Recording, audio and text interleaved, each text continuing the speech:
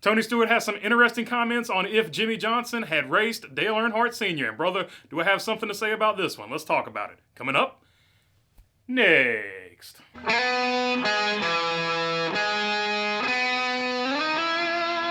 What is going on, everybody? Hope you're doing good today. Hope you had a good Christmas and holiday season. All right, without further ado, let's just get right into the quote from Kelly Crandall at The Racer magazine.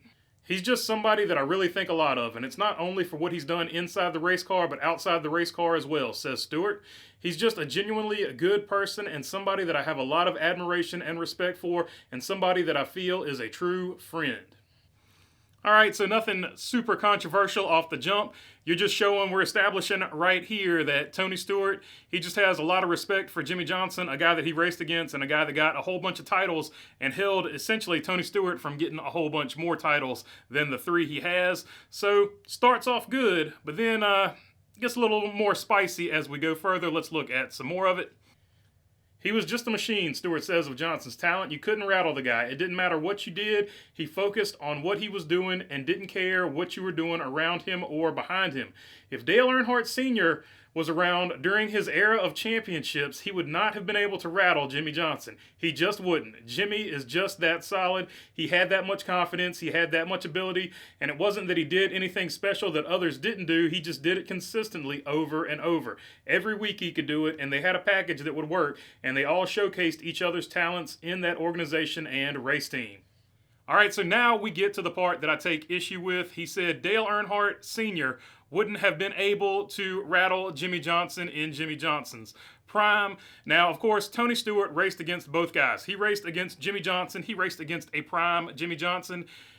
And he raced against Dale Earnhardt, but he raced against a Dale Earnhardt that was at the end of his career. So although a lot of people will say, hey, Tony Stewart raced against both of them, he would know. He didn't race against a prime Dale Earnhardt, so I will start off with that. The other thing I want to start off with is the last part of that quote that I just read.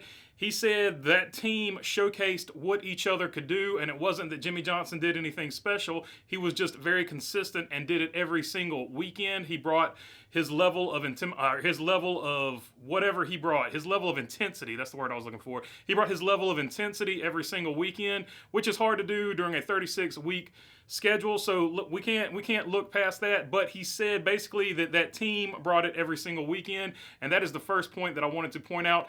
Jimmie Johnson and Chad Knaus were always together except for the last 2 years of Jimmie Johnson's career, and that was the team. They did it as a total team effort. You were getting peak Chad Knaus and you were getting peak Jimmie Johnson at the same time, and that was a team that was hard to beat, but Dale Earnhardt had to bounce around a lot, right? He raced for Suitcase Jake. He raced over there at whatever that team was back in the day. Escapes my mind at the moment because I'm in front of the camera. But he did all that before he got to RCR. When he got to RCR, he finally was at a place that he could show what he could do. He was finally in top-level equipment. And once he got to top-level equipment, he got those 6 other championships. J.D. Stacy, that was the name of the other team. So after he left J.D. Stacy, he sort of bounced around, and then he was back over there at RCR. So he wasn't in top-level equipment for his whole Cup career. He had to fight tooth and nail to get to top-level equipment, where Jimmie Johnson came in and was with Hendrick stuff for basically all of his career until next year when he races for Petty GMS. So that was the first point I wanted to make. The second point I wanted to make, and it sort of goes along with all of that other stuff that I was just talking about, he had Chad Knaus for his entire career. Whereas Dale Earnhardt Sr., he had Suitcase Jake 1 year, then he had Kirk Shelmerdine for a few of those championships, then he had Larry McReynolds for a little while, then he had Andy Petrie for a little while, not necessarily in a sequential order there, but you get what I'm saying at. Dale Earnhardt Sr. won with a bunch of different crew chiefs because he was that good. Dale Earnhardt Sr. was that good. He could win with basically any type of crew chief you threw at him. Kevin Hamlin, I think, was his crew chief for a while, so he won with Gil Martin, I think, as well. He won with a bunch of different crew chiefs. He got championships with at least 3 different crew chiefs that I can think of off the top of my head. So Dale Earnhardt Sr., and this is nothing against Jimmie Johnson and Chad Knaus, but once you mention one or the other, you have to mention the other. Whereas you mentioned Dale Earnhardt, you just mentioned Dale Earnhardt, right? So the next thing I want to look at is the people that they raced against in their respective eras when they were at the height of their performance or career. Jimmie Johnson held Denny Hamlin without a championship. He severely limited, Joey Logano and Tony Stewart's championships. He held Carl Edwards. You could argue he held Carl Edwards without a championship, although more or less Tony Stewart did that as well. But you see what I'm getting at.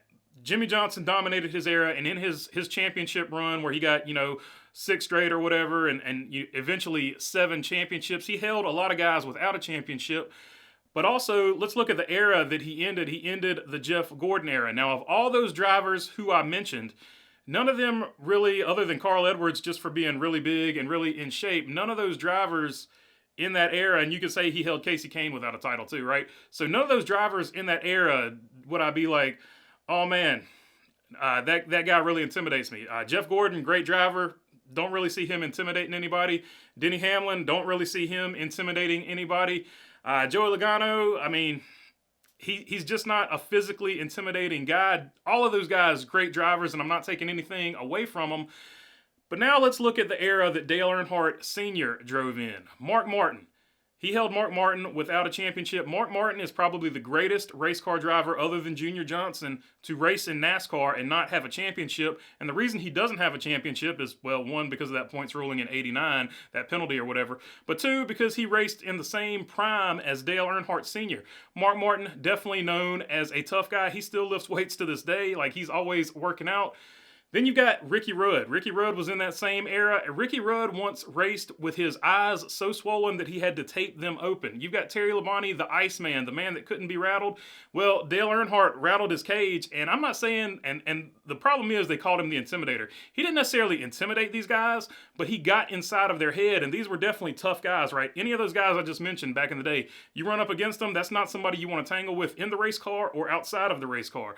So, but he even got into Terry Labonte's head, who was called the Iceman. You could see in some of the interviews after Dale Earnhardt wrecked Terry Labonte, you could see Terry Labonte visibly ill and upset, and this was a guy they called the Iceman. So the fact that Dale Earnhardt could intimidate these guys in this era, and you think he couldn't intimidate Jimmie Johnson in Jimmie Johnson's era, which was without a doubt, without objectively even questioning it, a much softer era, and I'll die on that hill. So whatever. So that part of it, I think, is a little bit nearsighted, and that's kind of what I wanted to get to.